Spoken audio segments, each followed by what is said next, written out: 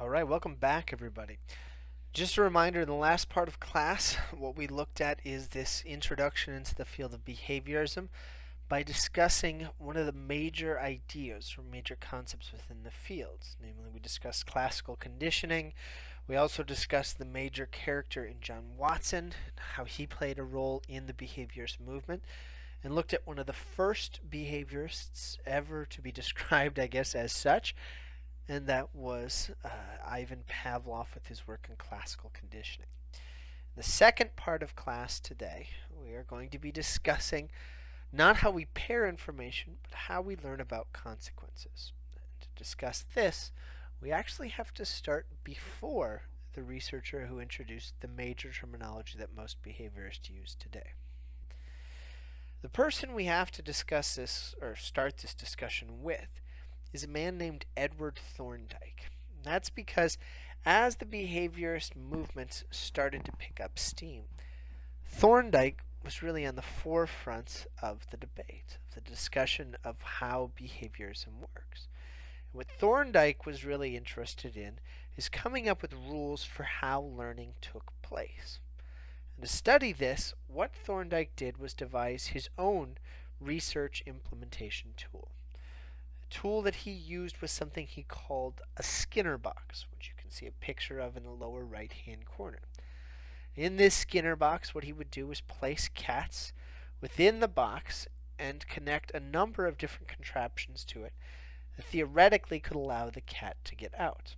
But when each of the different Skinner boxes he devised, only one particular thing on that contraption allowed the cat to get out. This particular box worked exceptionally well in trying to understand the concept of learning, because if any of you have ever owned a cat and put it in a very tight, small place, you probably learned the first second that cat gets in there, it's doing everything it can to get out. Hence, in that box, what the cat was desperately trying to do every time was learn how to get out of the box. This idea was what Thorndike did by exposing many cats to many different puzzle boxes and trying to come up with rules that dictated how, or I guess explained how the cats displayed or developed the behaviors that they eventually went on to display. In Thorndike's research, what he saw is that the cat's behavior seemed to operate on three different principles.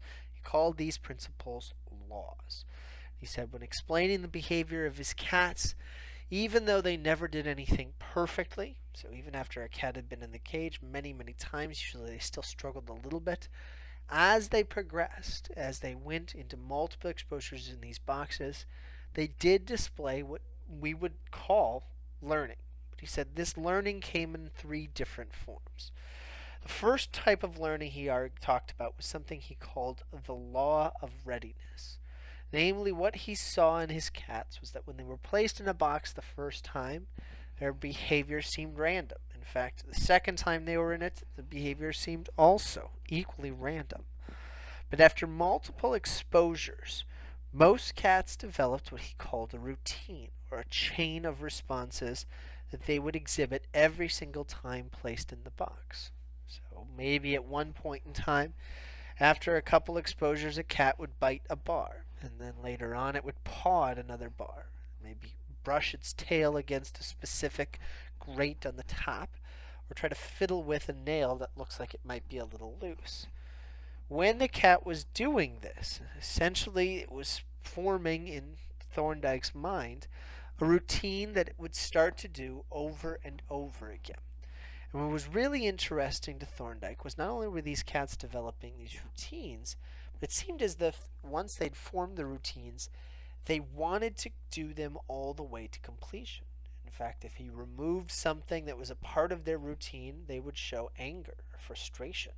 And what was even weirder is when he would have one of the things in that routine allow the cat to get out, most cats would continue on throughout their entire routine before they stepped out of the cage, even though he knew full well that the whole routine was developed to get them out of the cage in the first place.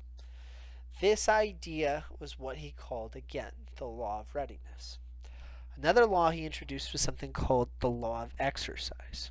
Namely, when he saw his cats In these puzzle boxes, he realized that some learned to get out fairly quickly, while others really struggled. And one of the major components to this, he argued, was based on how often the cats were actually in these puzzle boxes. If the cats were in the puzzle boxes only once a week, it took them an exceptionally large number of exposures to set a routine and to figure out how to get out. If the cats, however, were exposed to the puzzle boxes multiple times within a day, these cats tended to figure out how to get out of the puzzle box in only a few exposures and retain that ability or that memory fairly well. If you want to think of an example of this, imagine if you had a class, say, once a month. That class would probably be very difficult for you to remember. The routine would be tough to kind of keep in your mind. But if you had a class every single day for 3 weeks at the exact same time, you'd be able to remember that class much better. You wouldn't forget it, and you'd be able to kind of learn the subtle nuances to how the class worked. That's what the law of exercise was all about. But in all honesty, if the law of readiness and the law of exercise were the only two things that Thorndike introduced, we probably wouldn't be talking about him in a psychology class. Instead, Thorndike added to this list. This last law, called the law of effect, was really what made him famous, even though its simplicity is very, very recognizable. With the law of effect, what he argued was that when he looked at his cat's behaviors, they didn't just pick random things to exhibit in their routines, but instead, what they did was pick behaviors that somehow got them out on occasion. Any behaviors that produced favorable responses or favorable outcomes were the ones that the cats produced a lot, and any behaviors that produced unfavorable or at least unsuccessful outcomes were ones that diminished with time. This law of effect, good means more, bad means less, was something that behaviors picked up on. One particular behaviorist thought that this law of effect was paramount to understanding how our behaviors were exhibited at all. The researcher that argued this was a man named B.F. Skinner. What Skinner concluded was that Thorndike was on to not only a basic idea of learning, but the idea of learning. The most important concept as to how behavior was displayed. In essence, he argued that when we look at all of our behaviors, they're dominated by this reward and punishment perspective. Rewards encourage us to do things more often. Punishments encourage us to do things less often. The person we are, what we do, is highly predicated on what we've been rewarded for and punished in our past. This was Skinner's idea, and he not only tried to argue it, but he tried to prove it through very controlled research. The way he did this was by inventing his own apparatus, his own tool for studying learning. It later became called the Skinner box. In these Skinner boxes, he used very small animals like pigeons and rats and very simple stimuli and environments to show how the principles of learning, the principles of behavior, might be easily explained by just whittling things down to rewards and punishments. So what he did was create situations where animals were rewarded for certain things and punished for others, and showed that these animals in these very controlled environments could create very elaborate behaviors by just using those simple processes. In Skinner's work, to define how this worked, he used two major terms that we now use all the time in the field of behaviorism. This major concept is something he went on to call operant conditioning. The two major terms are reinforcement and punishment. Reinforcers or reinforcement, as you would probably expect, is something that encourages the likelihood of a behavior occurring again. So if you do something and you're given reinforcement after, we know, at least in Skinner's terms, that that behavior is more likely to occur in the future. If I punish something, I'm decreasing the likelihood of that behavior that preceded the punishment from occurring again. In essence, I'm either causing you to approach or do something more, or run away or avoid something, and hence do something less that could have caused that avoidance. This was the basic premise of operant conditioning. But not only did he talk about reinforcement and punishment, but he broke those things down into further categories. When looking closer at this idea of reinforcement and punishment, Skinner later went on to argue that these two things actually can come in two different forms, positive or negative. He said that this positive or negative thing is not good or bad necessarily, but what we're doing in the environment to either encourage or discourage a specific behavior. He said when we're reinforcing something, we can do it in two ways. We can encourage a behavior by adding something to the environment. Usually that something would be obviously preferable. So you do something and you get candy or chocolate cake as you see there.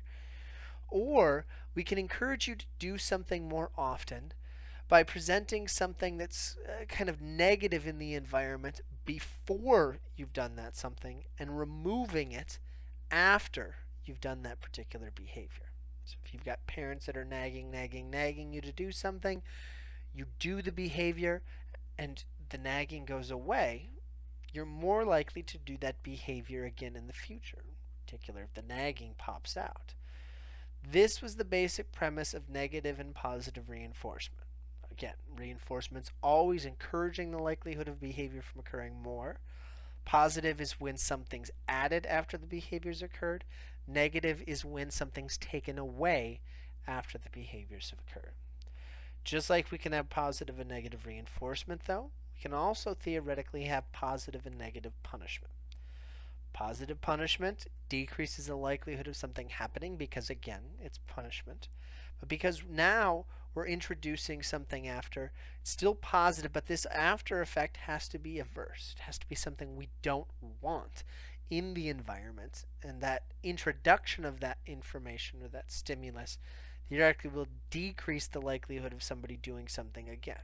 So if your parents are a little cruel and they spank after you've done something, well, that spanking is obviously something being introduced into the environment, which is decreasing the likelihood of you doing that behavior again. Just though as we had positive and negative reinforcement, again, we can have positive and negative punishment. Just like with negative reinforcement, again, with negative punishment, something is removed after the behaviors occurred. But in this case, the removal is to decrease the likelihood of that behavior occurring again. So if your parents take away your allowance or money from you because you've done something in order to decrease the likelihood of you doing that again, we call this in operant conditioning negative punishment. This particular idea usually makes sense to people on the surface. In fact, when Skinner introduced it, people are very intoxicated by it. One thing that's kind of weird with this concept of operant conditioning, though, is the fact that when people are asked to identify operant conditioning in situations, real life encounters, oftentimes they struggle with it. In fact, in addition to struggling with classical conditioning, this concept, positive and negative punishment and positive negative reinforcement, is the other major thing that students in an intro to psych class struggle with. So what I thought we'd do, just to give you a chance to try to figure out how this works, is do a little activity. What you see here is a cartoon of a father and his son Danny. As you see, Danny was crying. The father, trying to stop the behavior of Danny, starts pushing a button which apparently has a monster or electronic arm bang against the door. And after having it bang on the door, the father says, "Uh-oh, Danny. Sounds like the monster in the basement and has heard you crying again. Let's be real quiet and hope he goes away." The question is, what kind of conditioning is the father doing on Danny? And the idea is, what questions do you need to ask? Let me let you think through this, and I'll give you my suggestion as to what I think is going on here. Okay. So the first question again we want to ask is Danny's behavior of crying more or less likely to happen after this behavior has occurred? My guess, and I'm guessing all of you will probably say this as well, is that Danny is less likely to cry after the father's done this. How did he do this? How did he decrease the odds of Danny crying again? Did something get introduced into the environment, or did something get taken away from the environment after he started crying? So we can see a monster comes in, and that's definitely something being introduced. So we would call this, and this is one that always gets students, positive punishment. The odds of Danny crying again are lessened, and the way that's done is by introducing an aversive stimulus into the environment. Let's try another one. This is from a classic strip or comic strip in the United States called Calvin and Hobbes. And in this strip, Calvin, the young boy, comes into his father's room and says, "Dad, how come you live in this house with Mom instead of in an apartment with several scantily clad female roommates?" The father pauses, apparently says something to Calvin, and Calvin walks away saying, "Boy, ask a simple question and get your television privileges revoked." The question is, again, what is the father doing to Calvin? Think about it for a second, and then we'll try to figure out what it is he's doing.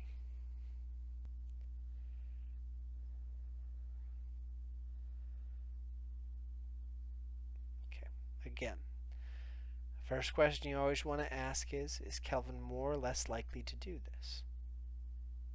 I'm guessing, as you probably have figured out by now, he's less likely to do this in the future.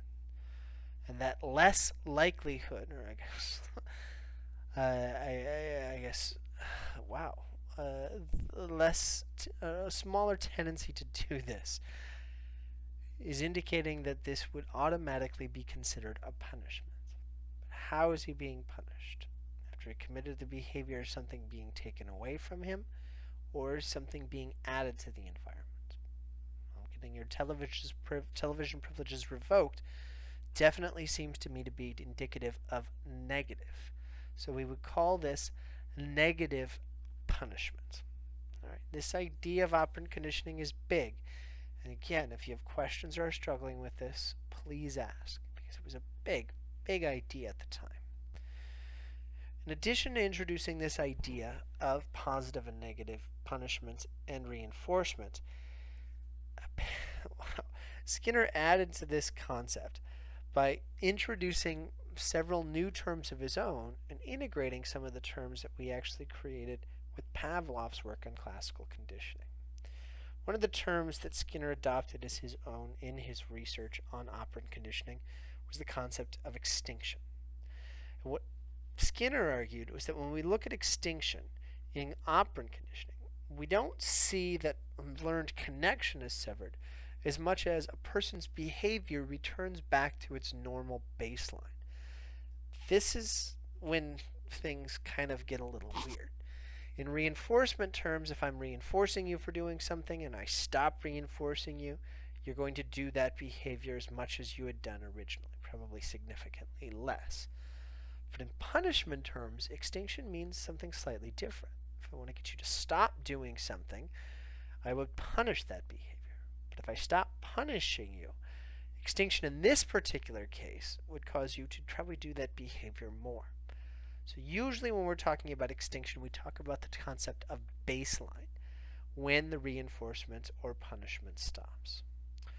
Other two terms that he kind of adopted as his own was the concepts of generalization and discrimination. In this case, with stimulus generalization, we see that similar stimuli or similar behaviors could be generalized in most cases. So if I'm punished for, say, coming home late, there's a good chance that I might generalize there and not only not come home late, but maybe I stop swearing around my parents, or maybe I stop smoking or drinking around my parents. When I stop multiple behaviors because one's been punished, then I'm generalizing. If, however, I only stop one thing, so say my parents ground me for doing something and I say that's the only thing I'll stop doing, then what I'm doing in this particular case is discriminating. Again, these were not original ideas necessarily by Skinner, but when he adopted them from operant conditioning, they had their own meanings. They meant their own things. They're related to different ways that we could generalize, discriminate, and create extinction. In addition to adding to some of the theories, or I guess kind of adopting some of the terminology that was used in Pavlov's classical conditioning research, Skinner also found the adept way of kind of combining operant and classical conditioning with each other. What Skinner later went on to argue was that when we talk about reinforcers and punishers, they can operate on a basic level, like kind of the basic form of unconditional reflexes, or they can operate on a learned associative level. He argued that when a particular outcome is very basic, essentially it just causes an automatic type of response, we learn it as being good or bad without, actually, I guess we encounter it as being good or bad without having to learn it. We call these things primary reinforcers, or technically, we can also have primary punishers. So if I spank you, you don't have to learn that that's necessarily a bad thing. Pain is bad, therefore it's always a primary punisher. If I give you high sugar content foods, more often than not, unless you've really caused some kind of weird learning, you're going to see that as a reinforcer. It's called a primary reinforcer. This idea is something that we can also kind of then again extend to the second concept of classical conditioning, where we talk about learned connections. In this case, we're talking about now secondary reinforcers or secondary punishers, where you have to learn through some type of classical conditioning that a particular response is good or bad. So if I say train a dog to sit and do all of this stuff by giving them treats, then that's just primary reinforcement. But if I train a dog to learn that a clicker, a sound, is associated with the treat, then I can get that dog to do the same tricks, or the same things, by reinforcing them with the clicker, something that theoretically doesn't produce an automatic response to begin with. And introducing these ideas of primary reinforcers and secondary reinforcers, Skinner not only kind of allowed us to see how overlapped these two concepts are, but he dug his own niche into the field of behaviorism, because he ensured that even though there's an overlap between operant and classical conditioning, they were distinct fields. They were their own distinct ideas. One dealt with pairing, the other always dealt with consequences, even though we can see how the mind might need both to really understand what's going on in their environment. Now, another idea that Skinner introduced was that we can create very elaborate behaviors if we do some unique types of training. In essence, if we extend operant conditioning from just a basic stimulus response outcome to being something that's much, much more elaborate. Many stimuli, many responses, many outcomes. One of the concepts he introduced was something called shaping, where we get an animal or something to commit one very elaborate behavior by rewarding not the elaborate behavior that would never be elicited on its own, but instead approximations of that particular behavior. To give you a sense of what shaping is like, there's actually a video attached to this lecture that shows Skinner actually shaping a pigeon to do a very intricate behavior that a pigeon definitely would never do on its own. But in addition to this idea of shaping, Skinner also argued that we can do something called chaining. Chaining is almost the same as shaping, except instead of trying to get one very elaborate behavior to be elicited, what Skinner argued we can do is get combinations of learned behaviors to actually be paired together. So if I say want a dog to lay down and get up and sit and run over and ring a bell and then jump, well, I can't get that dog to do all of those behaviors in one weird type of shaping. Instead, I have to get the dog to learn each of those behaviors first. Then, theoretically, I have to get the dog to learn to do one of the behaviors, and then the second behavior, and then the 1, 2, 3, and so on and so on. When I'm doing that, when I'm rewarding different behaviors, only if they're done in combination, I'm doing chaining. This idea of chaining can either operate in forward or backward form. if I'm rewarding the first behavior first, and the first and second behavior, and the first and second and third behavior, and the first, second, third, fourth, and so on and so on, then I'm doing what's called forward chaining. If I'm rewarding the very last behavior, then the one right before the last behavior, and then the last behavior, and the two before the second to last, and the last behavior, and moving my way forward, then I'm doing what's called backward chaining. These things can often get mixed up, but just remember, if there's just one behavior we're looking to create, it's called shaping. If we've learned many behaviors and we're trying to combine them, it's called chaining. These ideas were unique to Skinner's concept, of operant conditioning. There were other ideas that he introduced as well, which have very, very strong implications for human behavior and other behavior alike. One of the big ideas that he introduced was the notion that when we talk about reinforcement and punishment, but primarily reinforcement, is that it can actually come in different forms. We can operate on what's called a continuous reinforcement schedule, where a behavior is reinforced every single time it's been committed. But in addition to having this continuous reinforcement schedule, which is what he usually used in his early experiments, we can also put animals or human beings on a schedule that's called partial or intermittent. When we're doing this, we're only occasionally reinforcing. And technically, you can also do this in punishment more often than not. Again, it's reinforcement that we're doing this with. So we can temporarily or occasionally reinforce behavior for it being committed. And he said with this partial or intermittent reinforcement schedule, it can come in a number of different forms. The first one, simplest one easy to understand, is something he called a fixed ratio schedule. So he said with rats in a Skinner box, what we could theoretically do is reward a rat only after it's pushed, say, a lever 10 times. So 10 times it presses a lever, boom, it gets a reward. 10 times it presses a lever, boom, it gets a reward. When that ratio is set, we call it a fixed ratio schedule. When the ratio can vary, though, say the rat will press it 3 times, boom, get a reward, 5 times, boom, get a reward, 7 times, boom, get a reward, we call that a variable ratio scale. Both fixed and variable ratio scales, again, operate, though, only on the number of times a response has been elicited. We can, however, reward animals, or human beings if we want to, on other scales as well. The other ones we have is something called an interval scale, where instead of rewarding after a number of responses, we reward a behavior if it's committed after a certain amount of time.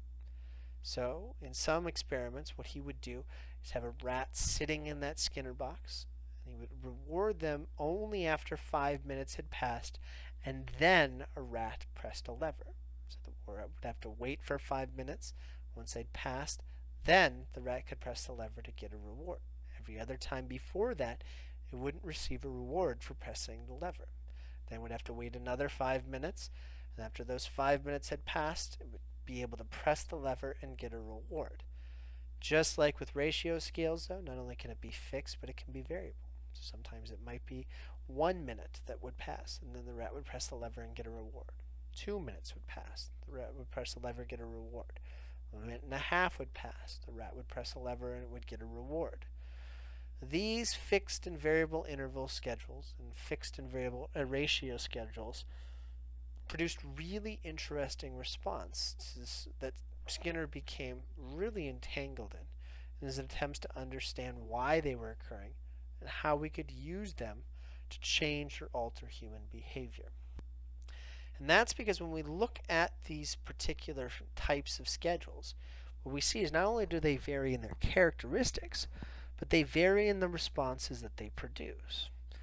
With the fixed interval schedules, what we see is that if we reward an animal only after a certain amount of time, a very set amount of time has passed, they don't respond very much. In fact, they're extremely dormant all the way up until they're about to get the reward. So a minute or two will pass, they'll do nothing except maybe a random occasional response. And the first second they're about to get the reward, they'll frantically respond. That dash indicates a reward. The FI, again, is the one we're looking at. And then after they get the reward, they'll stop. They'll essentially pause for a long time. Right? As they know they're about to get the reward, they'll frantically press and then stop. This continues forever. We actually call this shape a scallop because it kind of looks like the crustacean that it's named after. Another schedule that we have, which kind of causes these other pauses, is the fixed ratio one, where we'll get an animal to respond fairly consistently and rapidly for a set period of time. Then when it gets the reward, it'll pause. Then after a pause, it'll pick it up and act again, and then pause after it gets rewarded. This frantic pressing and pause is indicative of the fixed ratio scale.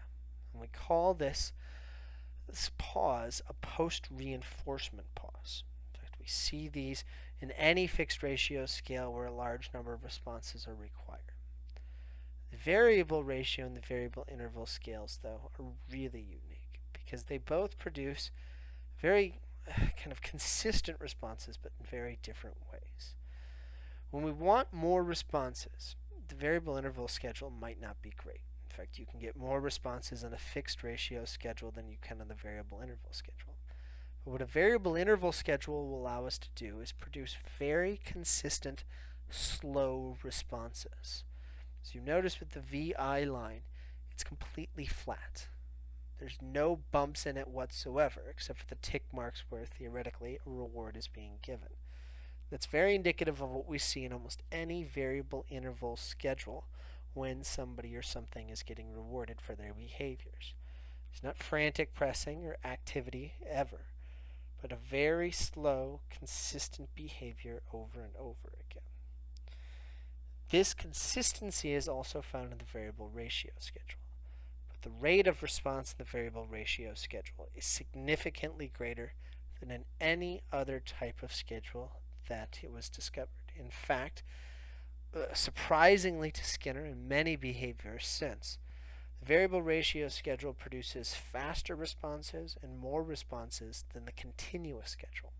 So if a rat's in a Skinner box and it's getting rewarded every time it presses a lever, it presses it significantly less than if it's getting rewarded after a random number of times that it presses the lever.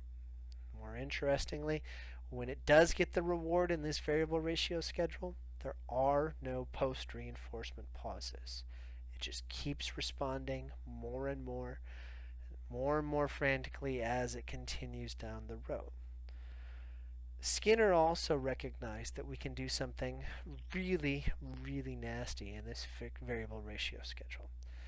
Namely, once an animal's learned that it's on a variable ratio schedule, we can do something called stretching the ratio, where we cluster a large amount of rewards in the beginning and then slowly with time make the rewards become more and more sparse. So the reward less as we move along. This particular method of stretching the ratio has been adopted by a number of industries over the years. Some companies over the years have done this with their employees, much to the chagrin of people looking in from the outside and seeing how employees have been taken advantage of. A more common place where we see this nowadays is in basic casinos. If any of you have ever been there, you might have noticed. You sit down on one of the slot machines. Very often you get rewarded right off the bat. Good things happen. Same thing when you sit down on a poker table or a slots table. The first second you plop down, you get a drink. Everybody's very nice to you. Then those rewards start to get a little bit more spread out. You get fewer and fewer bonuses, fewer and fewer positive things. But ironically, as you're getting rewarded less on the slots machine, you're responding faster and you're doing more.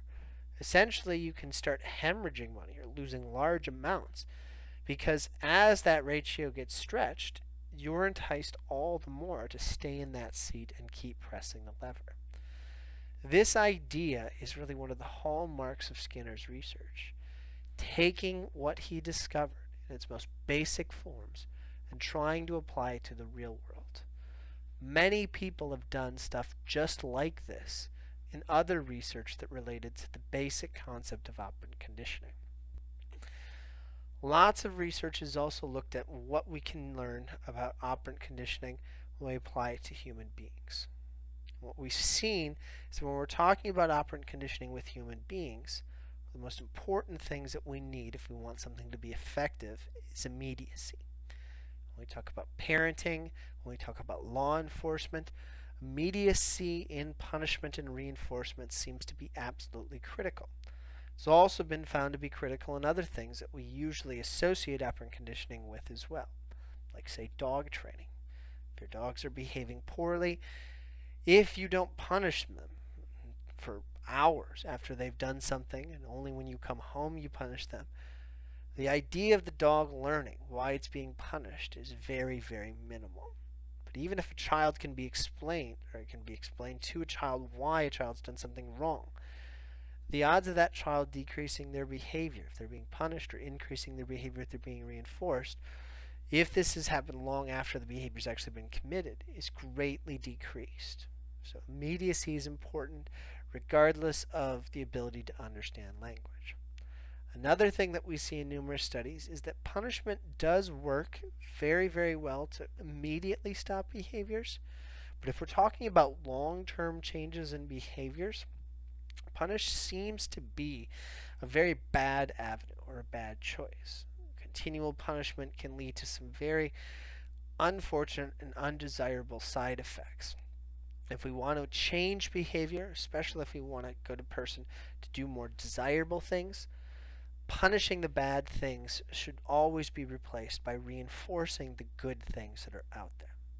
There's one thing with operant conditioning that we don't necessarily see very well in other animals, but we know is very predominant in humans, and that's the fact that when we talk about learning, most human beings don't actually have to be punished or reinforced on their own to learn what to do more or less. Oftentimes we talk about something called vicarious learning in behaviorism, the ability to learn by observing others. Well, this ability to learn by observing others is not necessarily unique to humans, but we are very, very good at it. When we look at our education system, when we look at some of the different training techniques that have been devised over the year, what we see is that vicarious learning is almost as effective as actual experiential learning in a number of different avenues when we look at human beings. And it's just one of, again, the many things that we've explored in this concept of operant conditioning since Skinner introduced it many, many years ago. This marks the end of our discussion on behaviorism. These are very, very, I know, dense topics with a lot of terminology out there. So please, if you can, make sure you review these slides, you read the chapters, so you can not only present good posts, but be ready for the test that's coming up very, very soon. In the next class, we're going to be moving on to an area of psychology that's very strongly linked to behaviorism called social psychology. We'll discuss some major research that's been done and some general concepts and ideas that's explored within this field. Please again remember that I really want you to study for this behaviorism topic because it is, again, one of the densest things that's out there. So if you have questions about this or anything in the next upcoming chapter, and again, as usual, never, never hesitate to ask or email me. I wish all of you the best of luck, and I'll be speaking with all of you soon. Take care.